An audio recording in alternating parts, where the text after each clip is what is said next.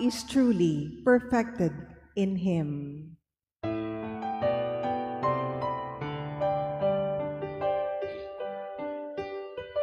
Alleluia, alleluia, alleluia. Alleluia, alleluia, alleluia. Alleluia, alleluia.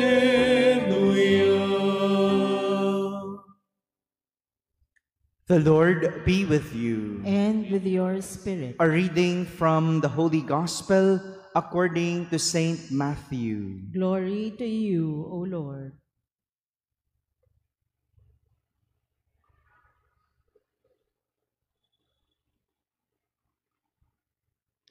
Jesus said, "Woe to you, scribes and Pharisees, you hypocrites! You are like whitewashed tombs, which appear beautiful on the outside, but inside are full of dead men's bones and every kind of filth. Even so, on the outside you appear righteous, but inside you are filled with hypocrisy and evil doing. Woe to you, scribes and Pharisees, you hypocrites! You build the tombs of the prophets and adorn the memorials of the righteous. And you say, if we had lived in the days of our ancestors, we would not have joined them in shedding the prophets' blood. Thus, you bear witness against yourselves that you are the children of those who murdered the prophets. Now, fill up what your ancestors measured up." My friends, the Gospel of the Lord. Praise to you, Lord Jesus Christ. Good morning, my dear brothers and sisters. You have made yourself, or you had made us for yourself, O Lord, and our heart is restless until it rests in you. You have made us for yourself, O Lord, and our hearts is restless until it rests in you.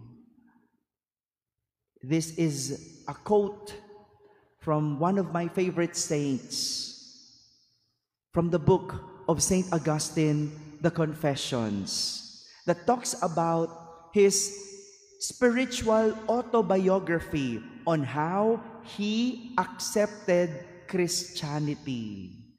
Sabi niya, "Ginawa mo kami para sa iyong sarili, O Panginoon, at ang aming mga puso ay hindi mapakali hanggang sa ito ay mapanatag sa iyo." We celebrated yesterday the memorial of Saint Monica, the mother of Saint Augustine. Si Saint Augustine was the source of heartache and headache of his mother. Kahapon kinuwento ko kung paano naging ina itong si Santa Monica. Ituloy natin ang kwento naman ng kanyang anak. Saint Augustine used to have a mistress. Alam niyo po ba yung mistress? From which he had a son. He was brought up by Saint Monica as a Christian, but left his faith as he grew up. He learned a lot from the academy, and he even became a professor himself because of the many knowledge he had. He discovered many teachings and philosophies that contradicted his faith. Ito ang naging dahilan kung bakit kahit matalino itong si San Agustin, hindi kinatuwa ng kanyang ina dahil kontra ito sa kanilang pananampalataya. O, di ba minsan, no? Sa sobrang talino ng tao, kahit pananampalataya, nakukontra na. No? Kasi isip lagi ang gumagana. O sige nga, patunayan mo. O bakit ganito? Di ba? Ang daming tanong. And because of the intelligence of Saint Augustine and because of the many knowledge and learning that he had, that ended him contradicting his own faith. But one day, he got inspired reading the Bible. Siguro, no, sa dami ng librong nabasa ni San Agustin, nagbasa naman siya ng Biblia. And upon reading the Bible, he found a passage from the letter of Saint Paul to the Romans that says, ito yung nagpaantig sa kanya. Let us then throw off the works of darkness and put on the armor of light. Let us walk decently as in the day, not in reveling and drunkenness, not in illicit sex and licentiousness, not in quarreling and jealousy. Instead, put on the Lord Jesus Christ and make no provision for the flesh to gratify its desires. Put on Jesus Christ. No provision for the flesh to gratify its desires. Tila nangusap ang Diyos kay San Agustin nang mabasa niya ang mga salitang ito dahil siya ang tinutukoy ni San Pablo. Yung buhay niya yon, no? Laman, desires of the flesh. Kaya naman, dito nagsimulang magbalik loob sa pananampalataya si San Agustin. Sa loob ng 15 taon, araw-araw na ginawa ng Diyos, pinagdasal siya ng kanyang ina.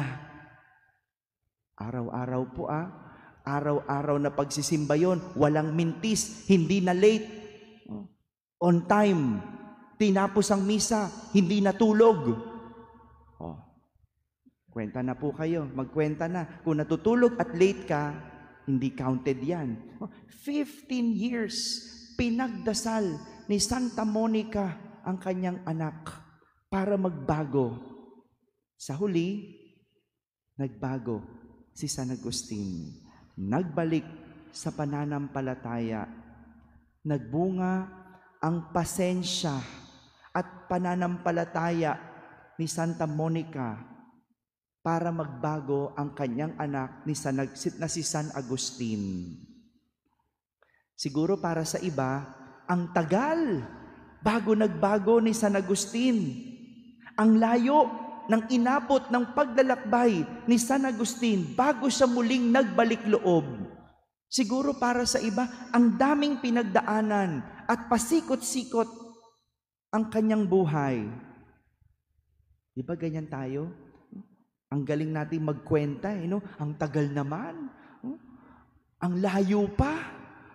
10 taon pa. 15 years.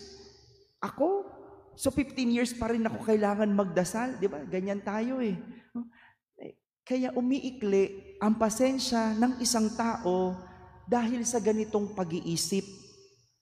Kaya hindi marunong magtiyaga ang tao ay dahil kwenta ng kwenta.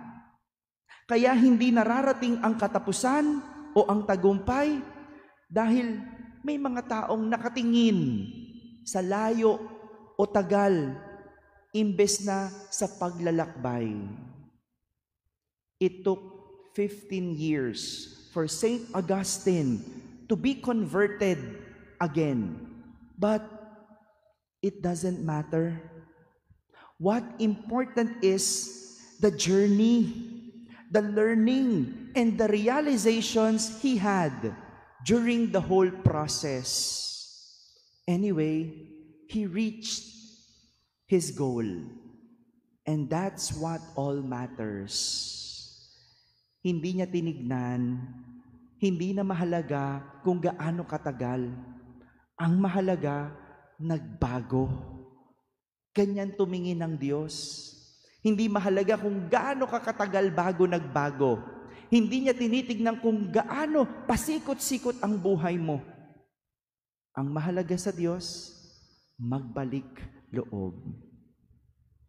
Meanwhile, in our gospel, Jesus concludes his 7 woes. Since Monday, parati natin naririnig yung woes. Hindi po ba? Last Monday, we heard the first 3 woes. Yesterday, the 4th and 5th. And today, Jesus discusses the 6th and 7 woes. Isa lang naman po ang pinupunto ni Jesus sa lahat ng ito, ang maturuan ang kanyang mga alagad na huwag maging mapagpaimbabaw. Not to be hypocrite.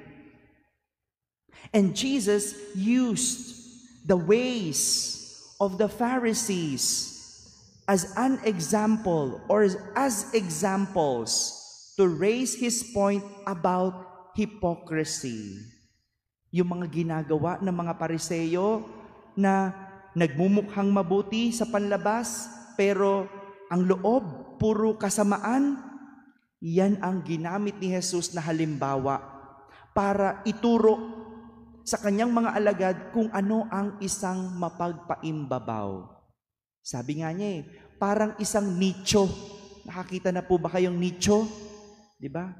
Yung sa patay, yung nicho. Anong kulay ng nicho? Puti, di ba? Pinipinturahan natin kapag malapit na magpundas, puti. Parang ganyan ang mapagpaimbabaw.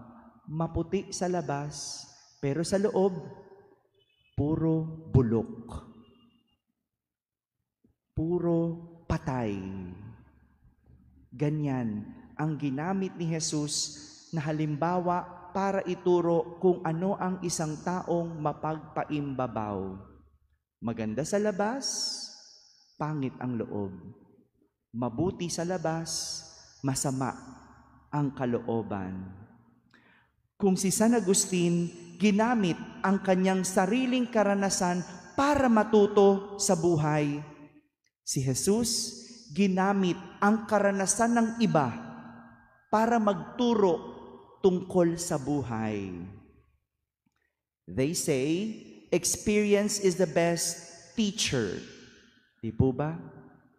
But others, or I would say, the experience of others